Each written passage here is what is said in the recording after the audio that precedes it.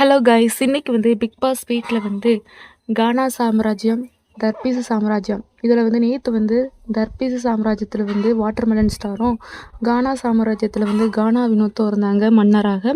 ஆனால் இன்னைக்கு வந்து சேஞ்ச் பண்ணிட்டாங்க மன்னரை. அப்படி நம்ம கானா சாம்ராஜ்யத்தில் வந்து விக்கல்ஸ் வந்து மன்னராக இருக்கிறாரு.